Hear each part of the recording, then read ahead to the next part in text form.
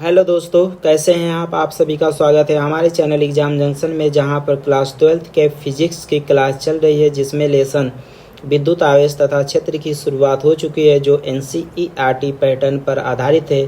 तो आज का हमारा टॉपिक्स है बहुल आवेशों के बीच वैद्युत बल, अध्यारोपण का सिद्धांत, वैद्युत क्षेत्र की तीव्रता, वैद्युत क्षेत्र की तीव्रता की विमा। तो इस वीडियो में हम इन्हीं टॉपिक्स को कवर करेंगे। तो हमारा पहला टॉपिक है बहुल आवेशों के बीच वैद्युत बल, अध्यारोपण का सिद्धांत। तो हमें पता है कि कूलाम का नियम केवल दो स्थिर बिंदु आवेशों के बीच कार्यरत वैद्युत बल के विषय में जानकारी देता है।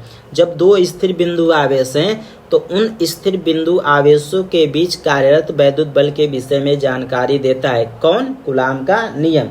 लेकिन यदि किसी निकाय में अनेक आवेश हैं तो उनमें से किसी एक आवेश पर अन्य आवेशों द्वारा लगाए गए वैद्युत बल की व्याख्या कूलाम के नियम से नहीं की जा सकती है।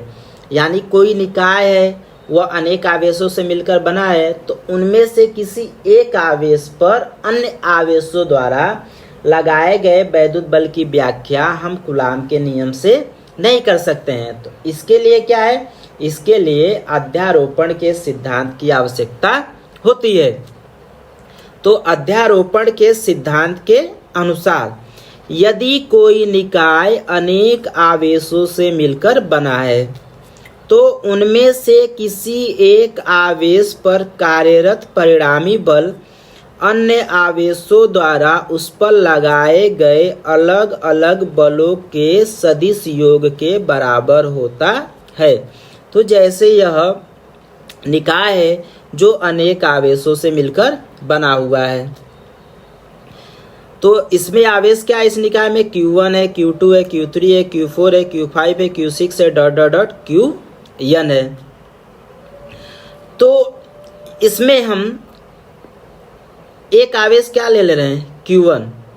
तो आवेश Q1 पर कार्यरत परिणामी बल अन्य आवेशों द्वारा उस पर लगाए गए अलग अलग बलों के सदिश योग के बराबर होगा। तो यानी Q2 के कारण Q1 पर लगने वाला बल, Q3 के कारण Q1 पर लगने वाला बल, Q4 के कारण Q1 पर लगने वाला बल, Q5 के कारण Q1 पर लगने वाला बल, Q6 के कारण Q1 पर लगने वाला बल, ऐसे ही इसी प्रकार Qn के कारण Q1 पर लगने वाला बल। इन सभी बलों को निकाल कर इन सभी को क्या कर देंगे? जोड़ देंगे। तो इस निकाय के कारण इस आवेश पर लगने वाला कुल परिणामी बल क्या होगा, हमें पता चल जाएगा। तो Q2 के कारण Q1 पर लगने वाला बल क्या है? F12 है। Q3 के कारण Q1 पर लगने वाला बल क्या है? F13 है। Q4 के कारण Q1 पर लगने वाला बल वेक्टर F14 है। Q5 के कारण Q1 पर लगने वाला बल क्या है? वेक्टर F15 है। Q6 के कारण Q1 पर लगने वाला बल क्या है? वेक्टर F16 है। ऐसे Qn के कारण Q1 पर लगने वाला बल क्या है? वेक्टर F1n है।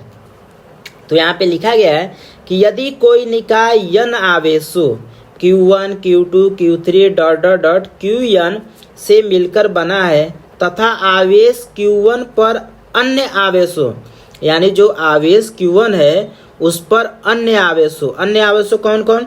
Q2, Q3, Q4 Qn द्वारा लगाए गए बल क्रमशः vector F12, vector F13, vector F14 vector F1n हो, तब आवेश Q1 पर कार्यरत परिणामी बल इन आवेशों के कारण Q1 पर लगाए गए बलों के सदिश योग के क्या होता है? बराबर होता है।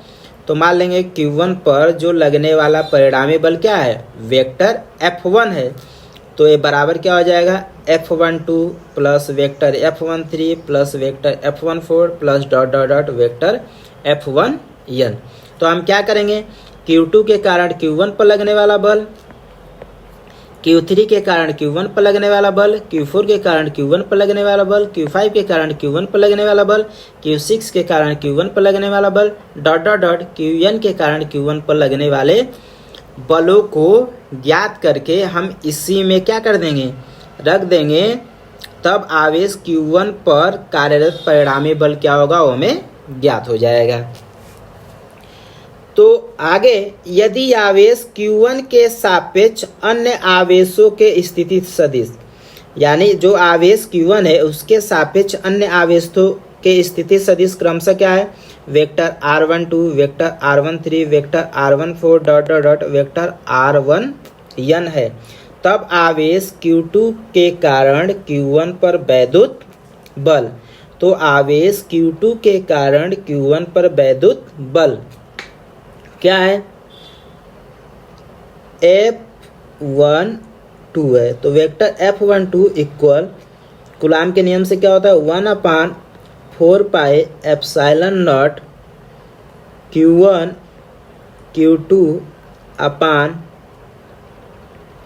R12 का स्क्वायर और यूनिट वेक्टर R12 हो जाएगा। इसी प्रकार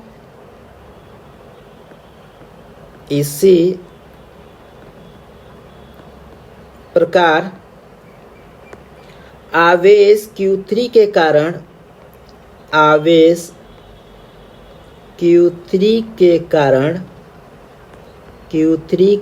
कारण Q1 पर वैद्युत बल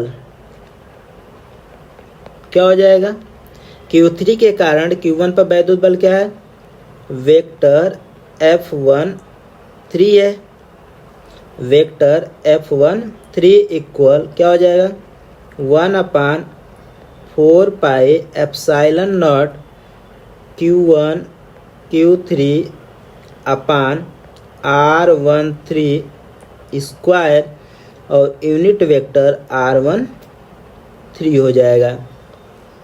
ऐसे ही आवेश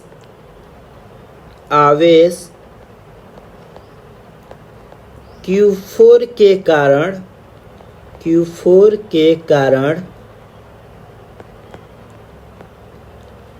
Q1 पर वैद्युत बल क्या हो जाएगा, F14 equal 1/4 pi epsilon not Q1 Q4 upon R14 का स्क्वायर यूनिट वेक्टर R14 हो जाएगा। ऐसे ही आगे जब हम लिखेंगे तो यहाँ पे क्या कर लेंगे कि आवेश Qn के कारण आवेश Qn के कारण Q1 पर वैद्युत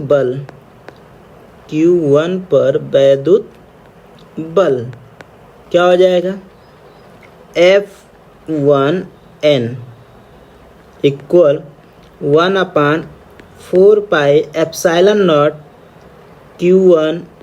Qn अपान R1n का स्क्वायर यूनिट वेक्टर R1n। तो ये Q2 के कारण Q1 पर वैद्युत बल, Q3 के कारण Q1 पर वैद्युत बल, Q4 के कारण Q1 पर वैद्युत बल, ऐसे डॉट डॉट डॉट Qn के कारण Q1 पर वैद्युत बल हम ज्ञात कर लिए हैं। अब इन सभी मानों को, ठीक है, इन सभी मानों को हम किस में रख देंगे, इस वाले में रख देंगे, तो आवेश Q1 पर कार्यरत परिणामी बल क्या होगा, ज्ञात हो जाएगा। तो रखिए, तो जब रखेंगे तो यहाँ पे क्या हो जाएगा, वेक्टर F1 इक्वल F12, तो क्या हो जाएगा 1/4 pi epsilon not Q1 Q2 बटे r12 square unit vector r12 plus Q3 के कारण Q1 पर लगने वाला बल क्या निकाला गया? 1/4 pi epsilon not Q1 Q3 बटे r13 square unit vector r13। ऐसे आगे Q4 के कारण Q1 पर लगने वाला बल तो 1/4 pi epsilon not Q1 Q4 बटे r14 square unit vector r14 plus dot dot dot dot dot Qn के कारण Q1 पर लगने वाला बल तो ये क्या होगा? 1/4 pi epsilon not Q1 Qn बटे r1n square unit vector r1n हो जाएगा। तो कॉमन क्या हो रहा है इन सभी में? 1/4 पाई एप्सिलॉन नॉट तो क्या बचेगा? Q1 Q2 बटे r12 square unit vector r12 plus Q1 Q3 बटे r13 square unit vector r13 plus Q1 Q4 बटे r14 square unit vector r14 plus dot dot dot dot dot plus Q1 Qn बटे r1n square unit vector r1n यह इसमें बचेगा। तो हम इसे क्या लिख सकते हैं कि 1/4 pi epsilon not summation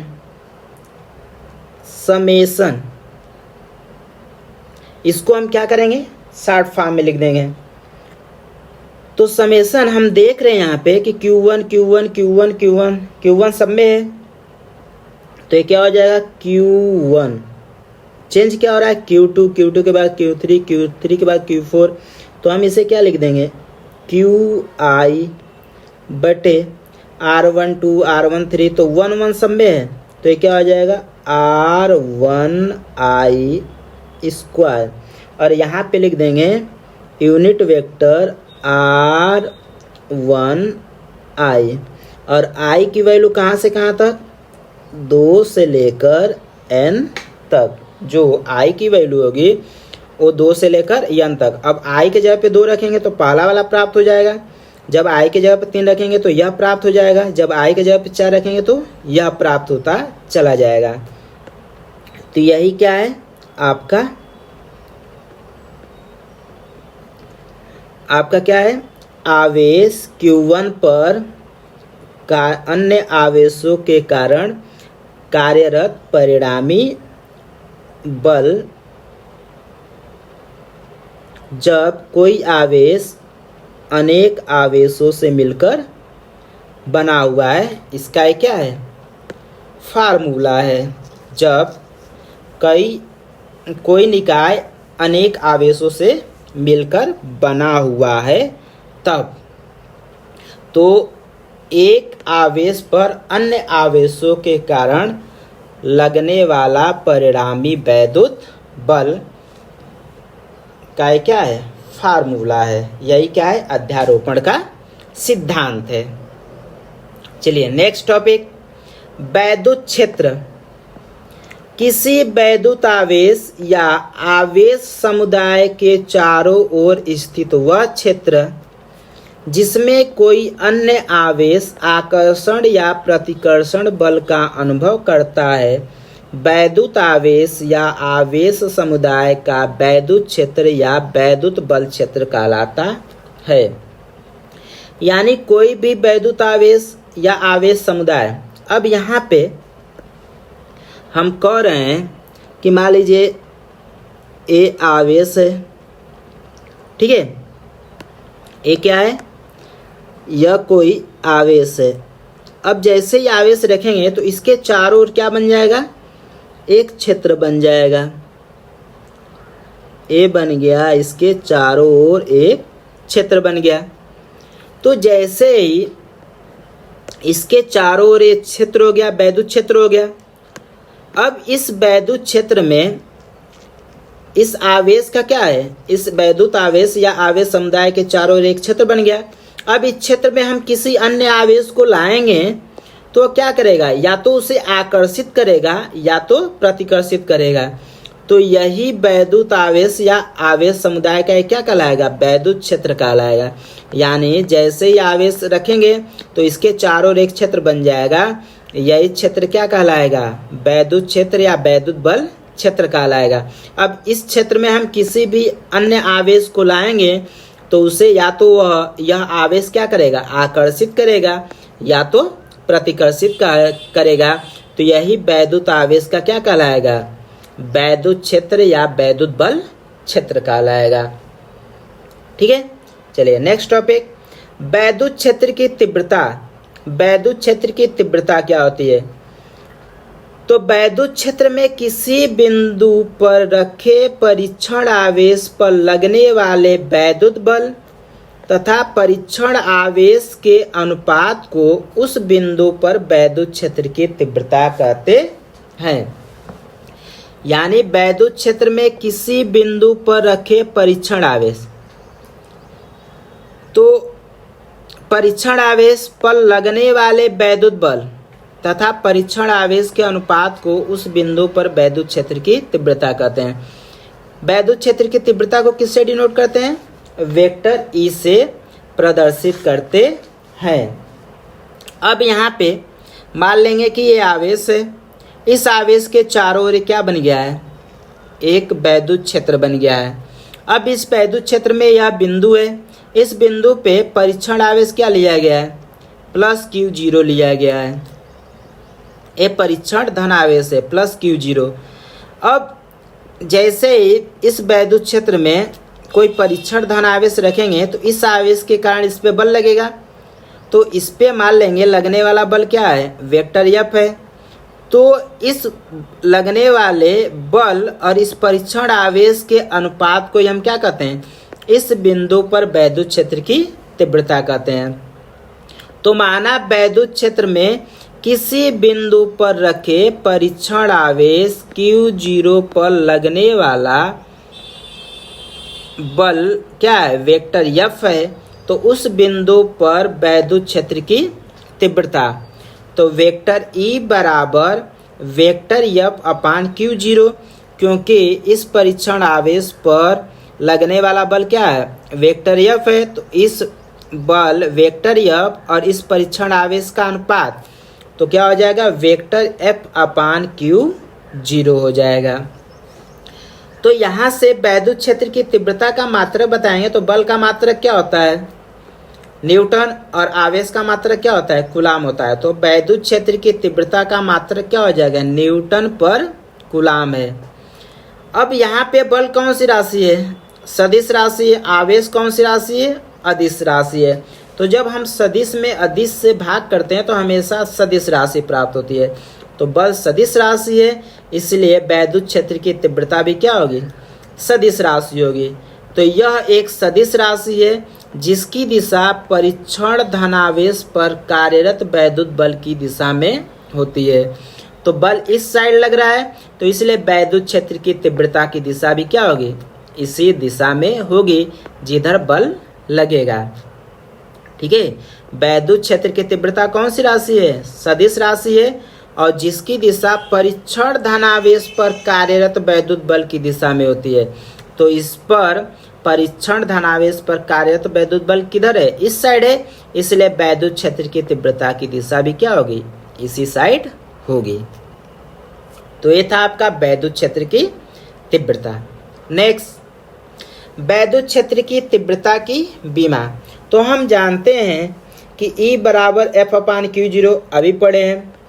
E क्या है, वैद्युत क्षेत्र की तीव्रता, F क्या है, बल है, Q0 क्या है, परीक्षण धनावेश है। तो हम यहाँ से कह सकते हैं कि अतः वैद्युत क्षेत्र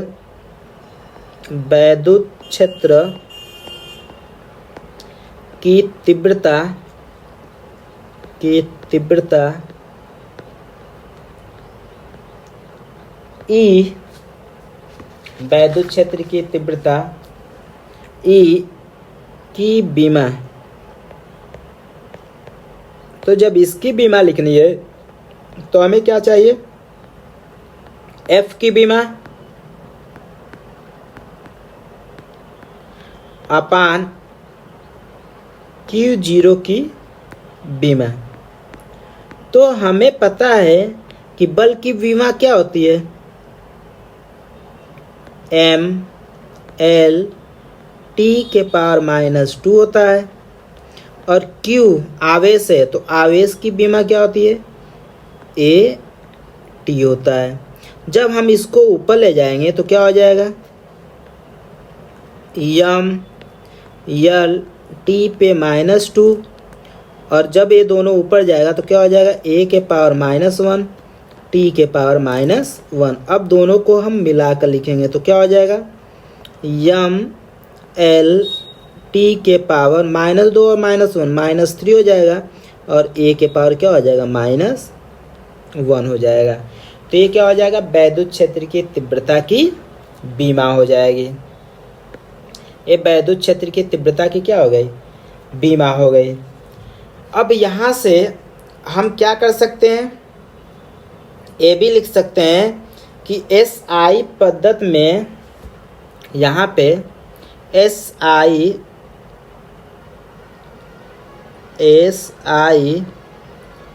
पद्धति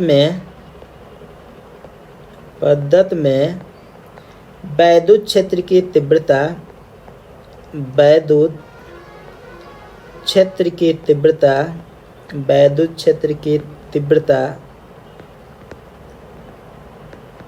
का मात्रक